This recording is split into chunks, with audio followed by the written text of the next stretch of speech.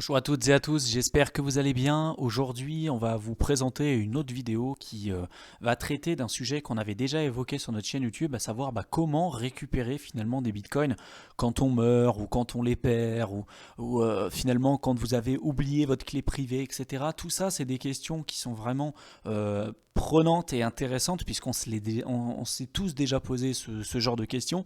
Et c'est vrai que jusqu'à présent, il n'y avait pas vraiment d'alternative. Donc il y en avait certaines qui commençaient un petit peu à apparaître, notamment certaines entreprises qui se proposaient de garder vos clés privées bien gentiment pour pouvoir vous dire si jamais vous mourrez, elles feront l'intermédiaire entre finalement, comme le pourrait le faire un notaire, récupérer vos clés privées puis les donner aux personnes que vous souhaitez à votre mort. Bien évidemment, pour moi, c'est des solutions qui ne seront pas tenables comme ça sur le long terme, puisque l'idée, encore une fois, des crypto-monnaies et du Bitcoin plus particulièrement, c'est de reprendre possession de votre argent, de votre libre arbitre et vraiment de la possession de vos propres fonds. Et donc si vous faites confiance encore une fois à un intermédiaire, vous sortez complètement du système qui a été développé et inventé pour voir l'apparition du secteur des crypto-monnaies en général. Et là, par contre, on voit petit à petit apparaître de nouvelles opportunités, dont une que je vais vous présenter sur la chaîne YouTube et qui vous permettra de vous faire une vision un peu plus objective de tout ça. Encore une fois, on n'en est qu'au début. Ça arrivera de plus en plus, on aura des nouvelles alternatives comme ça qui arriveront de plus en plus parce que de toute façon, c'est des problématiques qui restent vraiment au cœur et au centre du secteur des crypto-monnaies. C'est vraiment une préoccupation qui va prendre vraiment toute son importance pour les développeurs qui arriveront comme ça dans les temps à venir, puisque des personnes qui perdent des bitcoins, ça vous est arrivé, ça arrivera encore par la suite, des personnes qui font des fausses manipulations, etc. Si on veut avoir une adoption massive et croissante comme ça sur le long terme, on devra de toute façon faire des efforts pour que ce devienne simple pour l'utilisation en général pour l'ensemble des personnes qui souhaitent participer à l'adoption des crypto-monnaies. Donc je vais passer le générique et je vous reprends tout de suite après pour vous présenter ces alternatives, ou en tout cas une qui commence à se développer dans le secteur des crypto-monnaies.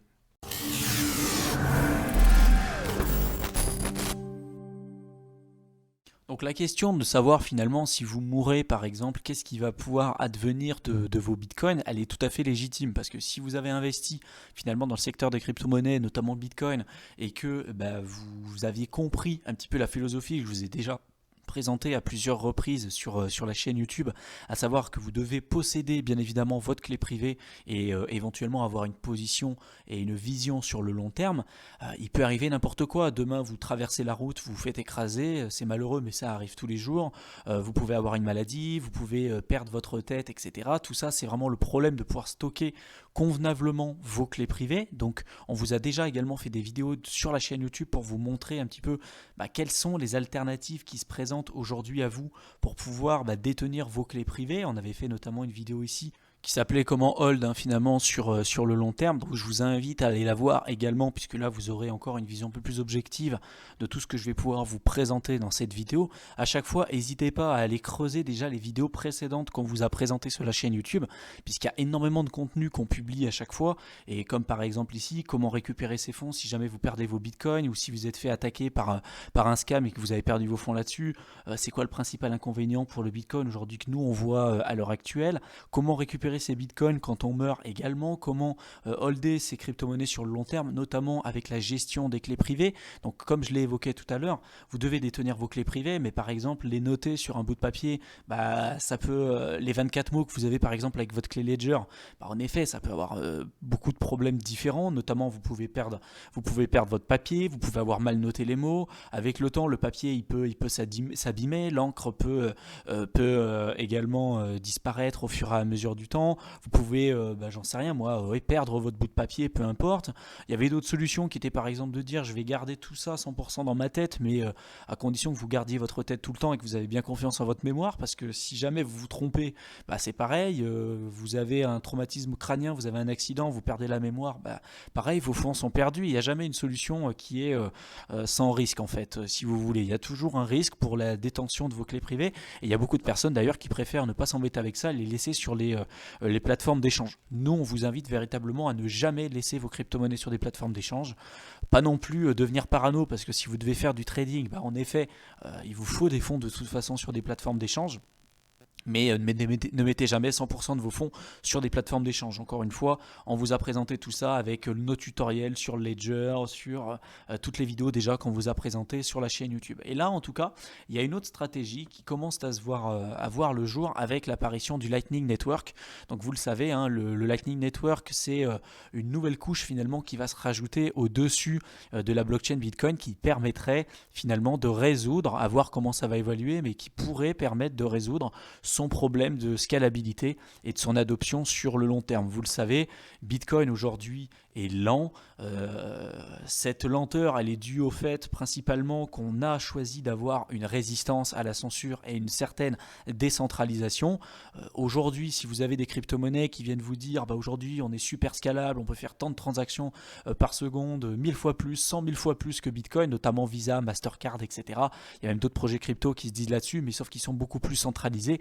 Donc il y a toujours un compromis entre la scalabilité, la décentralisation et la sécurité finalement de la blockchain. Si vous essayez à chaque fois d'augmenter par exemple la scalabilité, ça pourra être fait au détriment de la décentralisation et de la sécurité. Et si derrière vous essayez d'augmenter la sécurité, malheureusement ça peut être compliqué d'avoir quelque chose de relativement scalable et décentralisé. Et Bitcoin aujourd'hui se situe plutôt du côté de la sécurité et de la décentralisation plutôt que du côté de la scalabilité.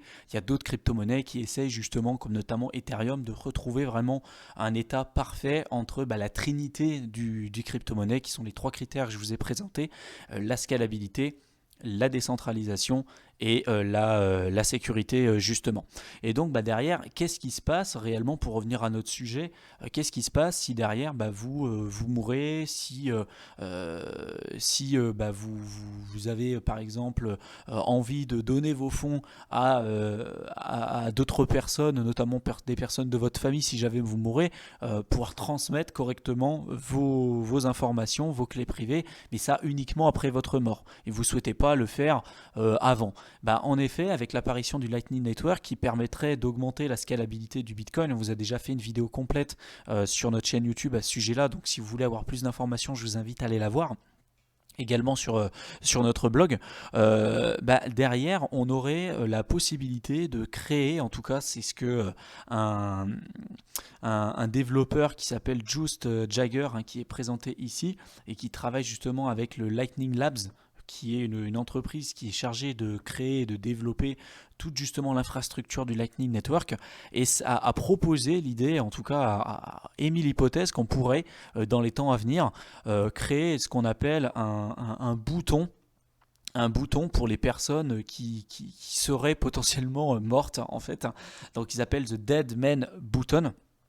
Et en fait, ce bouton, si vous voulez, ça sera un bouton que vous devrez appuyer et implémenter en fait dans votre routine. Ça peut être toutes les semaines, tous les mois, peu importe, et qui permettrait de dire, ok, si vous avez les fonds par exemple sur la blockchain Bitcoin, tous les mois, toutes les semaines, vous devez arriver sur une interface et vous devrez cliquer sur un bouton ou faire une démarche spécifique pour prouver finalement au système que vous êtes toujours en vie. Et si finalement, admettons que ce soit implémenté tous les mois, si sur le mois vous deviez faire cette procédure-là et appuyer sur ce bouton, ce qu'ils appellent un bouton, mais je suis persuadé qu'en réalité ce ne sera pas réellement un bouton, si cette procédure vous ne l'avez pas faite dans ce mois, finalement le système considérera que vous êtes mort, et cette clé privée, les clés privées que vous aurez mis dans le système et qui ne seront pas données à un tiers de confiance, mais qui seront vraiment stockées sur la blockchain, cette fois-ci, seront directement transmis à vos héritiers. Alors ça se fera potentiellement via l'utilisation de smart contracts avec la protection des données privées, etc. À voir comment ça va se développer. Vous verrez que dans cet article, il développe vraiment tout cet aspect. C'est très complet, je vous invite à aller le lire, et l'idée, c'est pas que je vous refasse encore la lecture, mais en tout cas, on voit qu'il y a des alternatives qui commencent à arriver petit à petit. Et en effet, le fait d'avoir une procédure que vous pouvez faire de votre côté, qui n'est pas forcément très longue et fastidieuse, que vous pouvez mettre en place, simplement cliquer sur un bouton, une petite procédure simple pour prouver finalement au système que vous êtes toujours en vie et que vous possédez toujours vos fonds, ça peut être une bonne chose, puisque si jamais vous ne le faites pas, ça pourrait être transmis automatiquement via des smart contracts avec justement sans l'utilisation d'intermédiaires, transmis directement ces informations à vos descendants ou aux personnes que vous auriez mis tout simplement dans le smart contract prédéfini. Donc c'est vraiment intéressant, et je pense que des solutions comme ça, il en arrivera par la suite justement pour éviter qu'on ait également des pertes de Bitcoin, par exemple, moi il y a quelque chose que j'avais pensé la dernière fois, c'est que si, et je pense que ça se mettra après au fur et à mesure à jour, hein, notamment dans les exchanges, si aujourd'hui vous voulez par exemple envoyer des Bitcoins sur une adresse Ethereum, bah il n'y a rien qui va, il n'y a pas un message d'erreur qui va vous dire bah non c'est pas la bonne adresse. Vous allez pouvoir faire votre transaction puis finalement vos Bitcoins vous les reverrez jamais. Pour moi ça pourrait être pas mal d'avoir justement des petits garde-fous comme ça, de dire bah non faites attention, on peut pas accepter que vous envoyez des Bitcoins sur cette adresse Ethereum parce que ça correspond pas à une adresse Bitcoin. Ou attention, êtes-vous sûr de vouloir bien valider, ça correspond à une adresse Ethereum, est-ce que vous êtes sûr de valider? Parce que voilà, la validation des transactions, c'est quelque chose qui peut se faire très rapidement et quand on est débutant, c'est des erreurs comme ça qui ne pardonnent pas malheureusement. Et si on veut atteindre une adoption, une croissance comme on le souhaite du secteur des crypto-monnaies, il va falloir faire notamment des concessions et vraiment des évolutions positives comme ça pour permettre une adoption massive. Donc en tout cas, cet article, je le trouve vraiment intéressant, je vous invite à le lire parce que vous verrez que c'est vraiment quelque chose qui se développe de plus en plus et on voit que c'est vraiment au cœur du développement de l'ensemble des personnes qui conçoivent et qui créent finalement l'écosystème du Bitcoin et des crypto-monnaies en général. Et je trouve que c'est plutôt une bonne chose pour l'adoption sur le long terme. Dites-nous en commentaire ce que vous pensez de tout ça, s'il y a d'autres systèmes qui pour vous pourraient être intéressants pour pouvoir finalement récupérer vos fonds si jamais vous mourrez. Quelle serait pour vous la meilleure stratégie? Pareil, si des fonds sont perdus comme ça à tout jamais. Il y en avait certains qui avaient émis l'hypothèse de, par exemple, si au bout d'un an les fonds n'ont pas bougé, ou au bout de 10 ans si les fonds n'ont pas bougé et que vous n'avez pas fait une procédure spécifique, on considère que les coins sont perdus et du coup ils sont remis en circulation. Ça pareil, il y en a certains qui avaient pensé ça.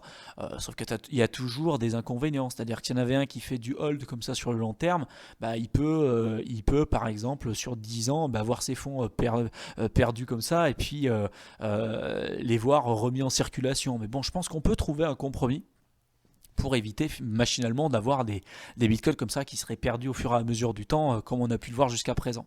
Donc je vous invite du coup à nous donner un petit peu votre ressenti là en description de la vidéo, savoir si il y avait d'autres sujets que vous aimeriez qu'on traite et si d'ailleurs il y avait des solutions comme ça auxquelles vous aviez déjà fait part et que vous avez déjà entendu parler comme ça sur internet qui pourraient permettre de répondre aux questions qu'on vient de se poser dans cette vidéo. Je pense que ça pourrait être pas mal d'échanger en commentaire en section de cette vidéo, ça pourrait être intéressant. Et puis si la vidéo vous a plu, comme d'habitude, partagez au maximum, likez, ça nous fera extrêmement plaisir, ça nous aide à nous faire connaître, ça nous encourage à continuer ce qu'on fait. Et puis pour tous ceux qui veulent aller plus loin avec nous, comme d'habitude, vous avez tous les liens qu'il faut en description de chacune de nos vidéos. Je vous souhaite une excellente fin de soirée et j'espère vous retrouver dans une prochaine vidéo. Salut!